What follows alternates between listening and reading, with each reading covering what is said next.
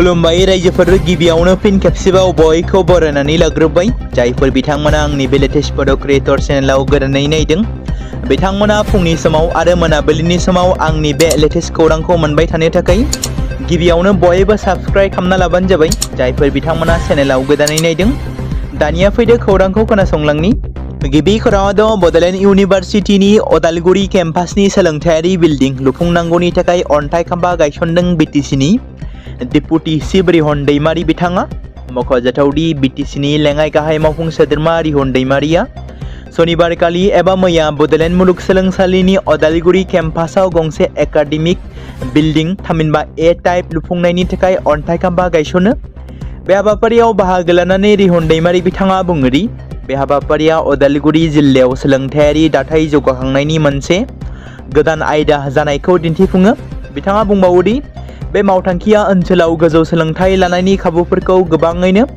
गोख्रों खालामगोन आरो फरायसाफोरनि थाखाय साबसिन सोलोंथायारि खाबुफोर सोरजिगोन बे हाबाफारियाव गुबुन मावख'गिरि आरो मानगोनां सुबुंफोरजों लोगोसेनो इएम प्रेस मुसाहारि बिथांमोनाबो नुजाथिदोंमोन क'क्राझाराव गं 105 नखरफोरनो रेशन कार्ड रानदों थांनाय सानखालि क'क्राझाराव बालाजान समबाय समिति लिमिटेडनि बानजायनायाव सा 105 मोजां नखरफोरनो रेशन कार्ड रानना होनाय हाबाफारि खुंफुंनाय जादों बे हाबाफारियाव एमसिएलए देरहासार बसुमतारी आरो लरेन्स इस्लारि बिथांमोना बाहागो लादोंमोन आरो बिथांमोना बेनिफिसारिफोरनो रेशन कार्डफोरखौ राननानै होयो बे हाबाफारियाव बाहागो लानानै दैदेनगिरिफ्रा मोनथावना नखरफोरखौ सोरखारनि अनसाय बिथांखिफोरनि मुलाम्फाफोरखौ थि खालामनायनि गोनांथिखौ फोरमायो आरो बिथांमोना मुलाम्फा मोनग्राफोरखौ साबसिडिनि आदार जाग्रा आदार आरो गुबुन गोनां मुवाफोरखौ मोननो थाखाय रेशन कार्डफोरखौ मोजाङै बाहायनो थाखाय थुलुंगा होयो आरो बे हाबाफारियाव जायगानि थागिबि आरो समबाय आफादनि सोद्रोमाफोराबो नुजाथिदोंमोन 2026 मायथाइनि बलिउड सावथुन धुरन्धर दा रिवेंजनि थाखाय एडभान्स बुकिं खालामनाया जागायबाय जाय सावथुना मुलुगनाङैनो रिलिज जागोन बोहैथि दाननि 19 मार्च खालाराव मख'जाथावदि थांनाय 2025 मायथाइयाव गिबियाव धुरन्धर पार्ट 1आ गोबां सावथुन नायगिरि गोबां सावथुन अनसायगिरिफोरनि मददजों अनसायजानायखौ मोननो हादोंमोन जाय सावथुना बक्स अफिसाव 1349 कौटि आरो 1428 कौटि रां आरजिनो हादोंमोन बलिउडनि नैथि बयनिख्रुइबो बांसिन रां आरजिनो हानाय सावथुन जानो हादों मख'जाथावदि आदित्य दरजों दिथा होजानाय आरो रणबीर सिंहजों फाव खालामजानाय फिन आरोबाव नैथि खोन्दो थामहिनबा धुरन्धर दा रिवेंजआ 19 मार्च खालाराव मुलुगनाङैनो रिलिज जागोन गासै दिन्थिफुंनायनि थाखाय सरासनस्रा एडभान्स बुकिं खालामनाया मावख'आरि महरै हादोरनाङैनो फोसावजाबाय जेराव धुरन्धर 2 नि थाखाय एडभान्स बुकिं खालामनाया हादोरनाङैनो खुला जानानै दं जेराव दानो नोंथांनि टिकेटफोरखौ बुकिं खालामनो सानदोंब्ला बुक माइ श'आव थांनानै बुक खालामनो हागोन आरो धुरन्धर दा रिवेंजआ 19 मार्च खालि ईदआव मुलुगनाङैनो रिलिज जागोन नगाव सोहोरनि साखाथियाव साननि समावनो मोनसे गिख्रंथाव सिखाव खावनाय जाथाय जादों जेराव दुथां सिखावफोरनि मोनसे हानजाया पिस्तलजों हुमखि होनानै आइजोनिफ्राय सिखावफोरनि हानजाया खमैबो 4 लाख रांनिबो बांसिन लुथिनानै लानानै थाङो जायनि जाहोनाव गोबां दुखुनांथाव जाथाय जादों बे लुथिनाया नगावनि चालमारि तिनिआलि आरो टाउन तेलियागावनि गेजेराव जादोंमोन जेराव दुथां सिखावफोरनि हानजाया पिस्तल दिन्थिनानै हुमखि होनानै रांखौ लुथिनानै लानानै थाङो भुगिनांनाय आइजोआ फोरमायनाय बादिब्ला गासै 4,71,000 रां लुथिनानै खारखोमालाङो बे जाथाया गासै ओनसोलाव मोनसे गिख्रंथाव थासारि सोमजिहोदों भुगिनांनाय सुबुङा फोरमायनाय बादिब्ला सासिनि आइजोफोरा नगाव नोगोरनि चमगुरि बास स्टेन्डनि साखाथियाव थानाय HDFC बेंकनिफ्राय हानजानि मुङाव 4,71,000 रां दाहार लादोंमोन पिस्तलजों हुमखि होजानानै दायनिगिरिफ्रा आइजो सेल्फ हेल्प ग्रुपनि बे रांखौ लुथिनानै लानानै थांजायो बेंकनिफ्राय 4,71,000 रां दाहार लानानै इ-रिक्साजों न'आव फैफिनबाय थानाय समाव गंनै बाइकआव साब्रैनिफ्राय 5 दुथांफोरनि हानजाया हरखाबै फैनानै इ-रिक्साखौ होथेफैयो आरो गिबियाव रांखौ नांगौनि हुमखि होदोंमोन उनाव जेब्ला दुथांफोरखौ आइजोफोरा रां लानो नाजानायाव हेंथा होदोंमोन अब्ला बे समाव दुथांफोरा इ-रिक्सा सालायगिरिखौ हाथियारजों हुमखि होयो आरो जायनि जाहोनाव आइजोफोरा रांखौ हरनो गोनां जायो UK07 राइडार मुङै मिथिजानाय जायखौ अन्नानै बाबु बैया मुंजोंबो मिथिनाय जायो मुंदांखा बाइक राइडार उत्तराखंडनि देहरादूननि थागिबि अनुराग दबाला भारतनि सासे मुंदांखा मट' ब्लगार जायनि YouTube चेनेला खमैबो 7 मिलियननिबो बांसिन साबस्क्राइबार्स दं। बिथांनि भिडिअफोरा गुबैयै बाइक सालायनाय, दावबायनाय आरो बेजों सोमोन्दो गोनां आयदाफोरनि सायाव, जायनि नेट वर्था खमैबो 20 करोड़नि बारा। नाथाय दुखुनांथाव बाथ्राया बेसोदि बिथांनि नखर, बिथांनि जिउआव ओरैबायदि मोनसे थासारि फैदोंमोन जेराव जायखौ अनुरागा जिउआव माब्लाबाबो सानफेराखैमोन। थांनाय माखासे सान सिगाङाव बिथाङा गावनो भिडिअनि गेजेरजों फोरमायथिनानै होनाय बायदिब्ला नखरनि बिमा-बिफा गासैबो बिथांनि सम्पथिफोरखौ सेनानै लायो आरो गोबां मेन्टेलि टर्चार खालामो, जेराव गावनि मोजां मोननाय गार्लफ्रेन्ड एबा बिसियाबो बिथांखौ नागारनानै थाङो होनना बिथाङा गावनि भिडिअआव फोरमायदोंमोन। आरो बेखौ लानानै समाजारि बिजोङाव गोबां सावरायजानाय ससियेल मिडियानि गोबां निउज पर्टेलाव बाथ्रा रायज्लायनाय एबा सावरायनायखौ नुनो मोन्दोंमोन।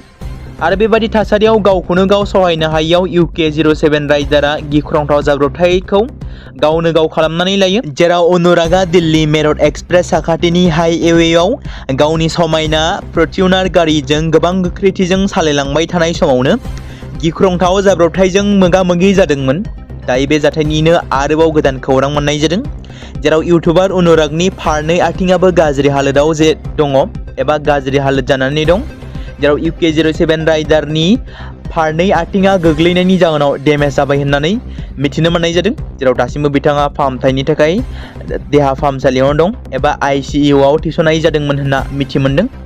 बे बाथ्राखौ मख'नो गोनांदि गारि सालायबाय थानाय समाव अनुरागा इन्स्टाग्रामाव लाइभबो दंमोन आरो नखरनि बायदि बायदि जेंनाफोरनि सायाव बिथाङा रायज्लायदोंमोन एबा बाथ्रा फोरमायथिदोंमोन। फलोवार्सफोरनो बिथाङा बुंथिदोंमोन आरो गोबां गोख्रैथिजों गारि सालायबाय थानाय समाव हरखाब आरो लाइभ स्ट्रिमनि समावनो अनुरागा लामानि सेराव थानाय डिभाइडाराव गाज्रियै सौग्रावलाङो।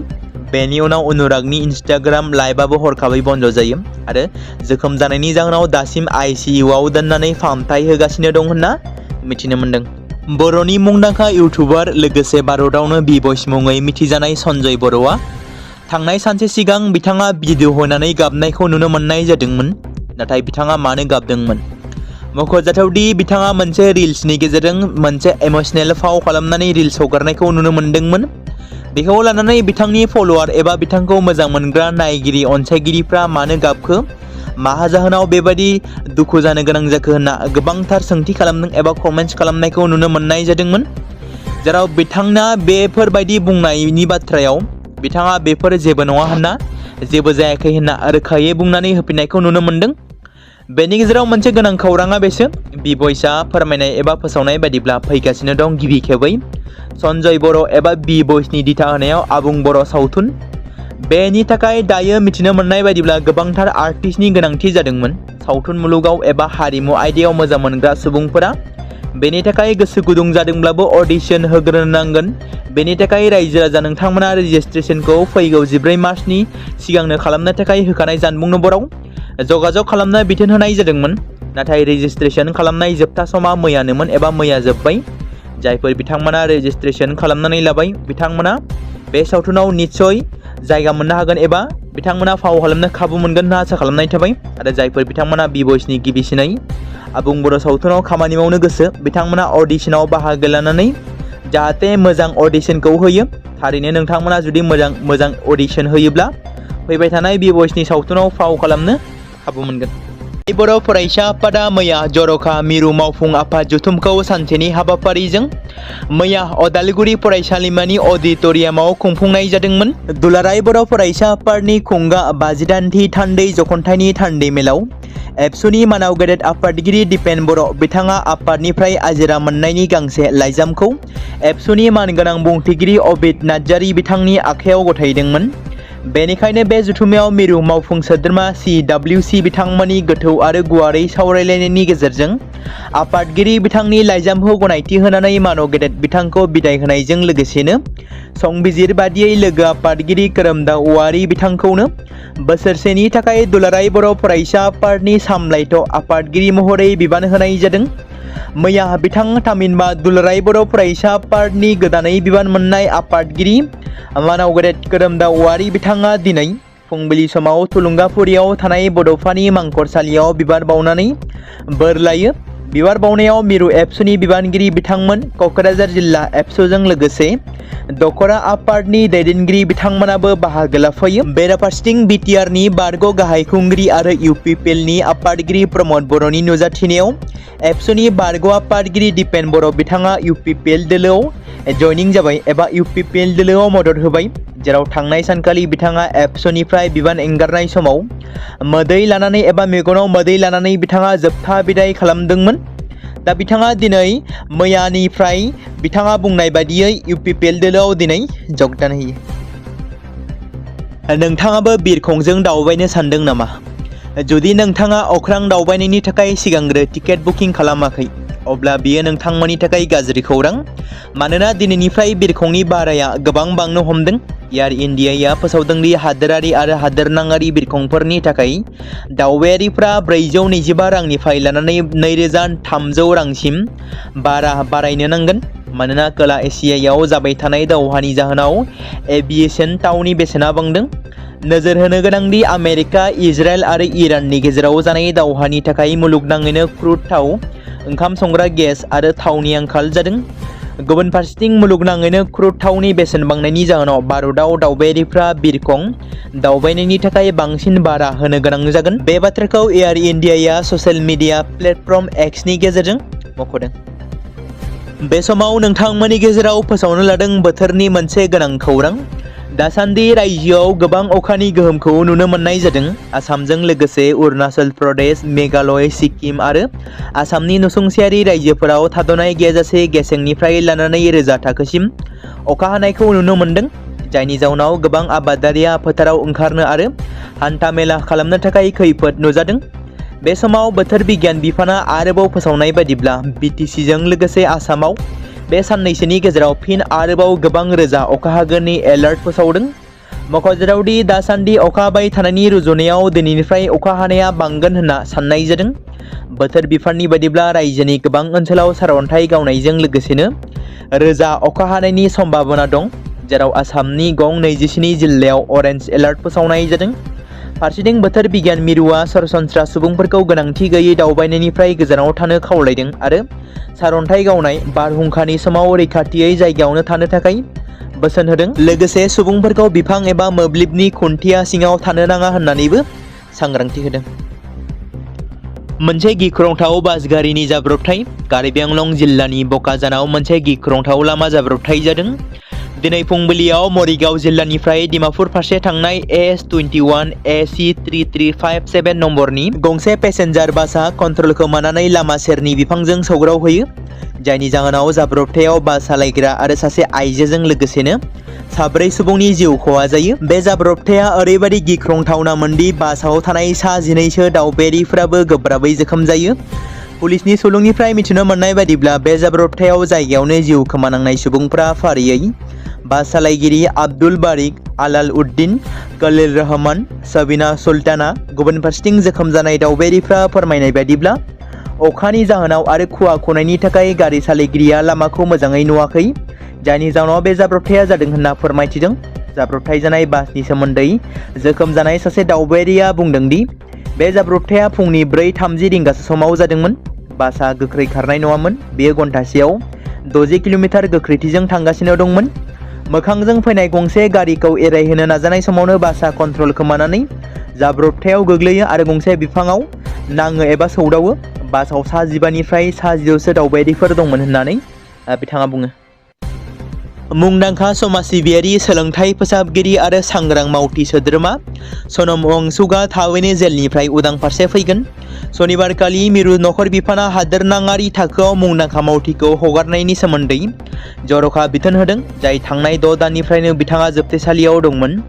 सनिबारखालि फोसावनाय बिथोन बादियै मिरु नखर बिफाना फोरमायदि नेशनेल सिकिउरिटि एक्ट थामहिनबा NSAनि मोनसे जर'खा दफानि सिङाव सनम वांचुकखौ हमनायनि थिरांथाखौ बोखारनाय जादों। मख'जाथावदि 26 सेप्तेम्बर 2025 मायथाइयाव NSAनि सिङाव लेह जिल्ला मेजिस्ट्रेटआ होनाय बिथोननि सायाव बिथा खालामनानै सनम वांचुकखौ हमनाय जादोंमोन। बिथोनाव मख'नाय जादों दि सनम वांचुकखौ समाजारि आब्रुथि लाखिनायनि थांखियै हमनाय जादोंमोन। मिरु नखर बिफाना फोसावनाय बिथोनाव बुंनाय जादों दि सनम वांचुकआ गावनि जोबथेसालिनि खावसेसो समखौ कास्टडियाव हगारबाय। मोनसे दुखुनांथाव खौरां, जाखांफु गोख्रों आबादारि नेरसोन नार्जारिया आरोबाव बे बुहुमाव गैलिया। चिरां जिल्ला सान्थिपुर हालामनि अदालगुरि गामिनि थागिबि नेरसोन नार्जारि बिथाङा मैया बेलासिनि 3 रिंगासो समाव गंसे गलायाव फैना न' फारसे गिदिंलांफिननाय समावनो लामा गेजेरावनो प्रेसार स्ट्रक जानानै गोग्लैयो आरो नखरनि सोद्रोमाफ्रा फाहामथायनि थाखाय बङाइगावनि देहा फाहामसालियाव फाहामथाय होनो लाना थाङो। नाथाय मा खालामनो, बिथांखौ फाहामथाय होसेयावबो लाखिनो हायैयाव बिथाङा जोबथा हां बोना बे बुहुमखौ नागारना अरायनि थाखाय थाङो। बिथाङा दासान्दि बैग्रि आबाद, गय आबाद, थाइजौ, साहा, लोंग्रा कफि आरो बायदि बायदि आबाद मावनायखौ जागायहांदोंमोन आरो रां आरजिनो हादोंमोन होनना मिथिनो मोन्दों।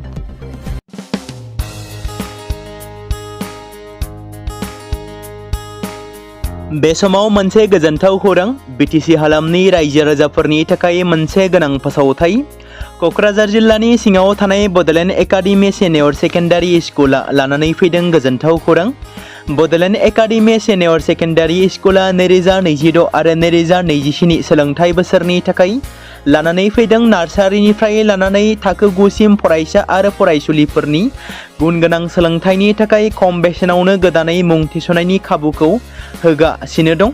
मख'जाथावदि क'क्राझार जिल्लानि हल्टुगाव आउटपस्टआव थानाय क'क्राझार तिनिआलिनि बड'लेण्ड एकाडेमि सिनियर सेकेन्डारि स्कुला गुनगोनां सोलोंथाइ होनायजों लोगोसे थाखो 9 नि थाखाय इलेक्टिभ साबजेक्ट महरै मेथामेटिक्स, जिअ'ग्राफि, हिन्दी, हिस्टरि बायदि आयदाखौ लानो हागोन। मोजां सोलोंथाइ लानायनि अनगायैबो बड'लेण्ड एकाडेमि सिनियर सेकेन्डारि स्कुलाव उफ्रा सोलोंथाइ हिसाबै environment field study, English speaking course बायदिखौ लाफानानै सोलोंथाइ लानो हागोन।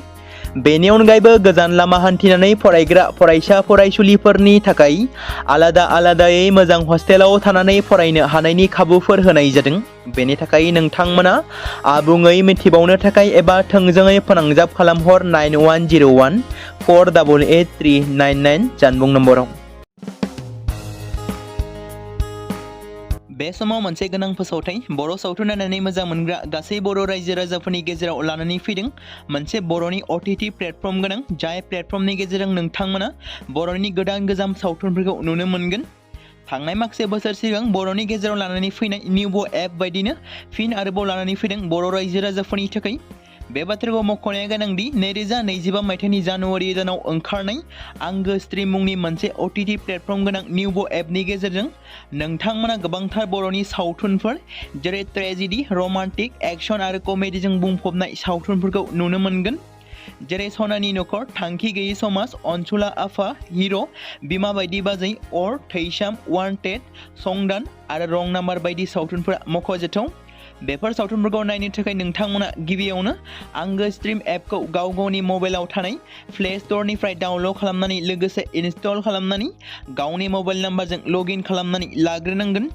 बेनि उनाव नोंथांमोना गोबांथार नुनो मोनै सावथुनफोरखौ गुगोल पे, फन पे आरो पेटिएमजों रं नाम्बार सावथुनखौ नायनो थाखाय 60 रां आरो संदान सावथुनखौ नायनो थाखाय 80 रां, वान्टेड सावथुनखौ नायनो थाखाय 60 रां, थैसाम सावथुनखौ नायनो थाखाय 60 रां बेबायदिनो गोबांथार नुनो मोनै सावथुनफोरखौ नायनो थाखाय सुबिदा खालामनानै होदों आंगो स्ट्रिम प्लेटफर्मा। फिन नोंथांमोननि गेजेराव फोरमायबावनो लादों बर' सावथुन नायनानै मोजां मोनग्रा गासै बर' रायजो राजाफोरनि गेजेराव लानानै फैदों मोनसे बर'नि OTT प्लेटफर्म गोनां, जाय प्लेटफर्मनि गेजेरजों नोंथांमोना बर'नि नुनो मोनै सावथुनफोर जेराव गोदान गोजाम सावथुनफोरखौ नुनो मोनगोन। बे बाथ्राखौ मख'नाया गोनांदि 2025 मायथाइनि जानुवारि दानाव दिहुनजानाय आंगो स्ट्रिम मुंनि मोनसे OTT प्लेटफर्म गोनां एपनि गेजेरजों नोंथांमोना गोबांथार बर'नि ट्रेजेडि, रमान्टिक, एक्सन आरो कमेडिजों बुंफबनाय सावथुनफोरखौ नुनो मोनगोन। जेरै रं नाम्बार, संदान, वान्टेड, थैसाम, अर, बिमा बायदि बाजै, हिर', अनसुला आफा, थांखि गैयै समाज, सनानि नखर बायदि बायदि सावथुनफ्रा मख'जाथाव। बेफोर सावथुनफोरखौ नायनो थाखाय नोंथांमोना गिबियावनो आंगो स्ट्रिम एपखौ गाव गावनि मबाइलाव थाखानाय प्ले स्ट'रनिफ्राय इनस्टल खालामनानै गावनि मबाइल नाम्बारजों लग इन खालामखांनायनि उनाव नोंथांमोना गोबांथार नुनो मोनै सावथुनफोरखौ गुगोल पे, फन पे आरो पेटिएमजों रं नाम्बार सावथुनखौ नायनो थाखाय 60 रां, संदान सावथुनखौ नायनो थाखाय 80 रां, वान्टेड सावथुनखौ नायनो थाखाय 60 रां, थैसाम सावथुनखौ नायनो थाखाय 60 रां बेफोरबायदिनो अर सावथुनखौ नायनो थाखाय 60 रां पे खालामनांगोन। बेबायदिनो गोबांथार नुनो मोनै बर' सावथुनफोरखौ नायनो थाखाय सुबिदा खालामनानै होदों आंगो स्ट्रिम प्लेटफर्मा।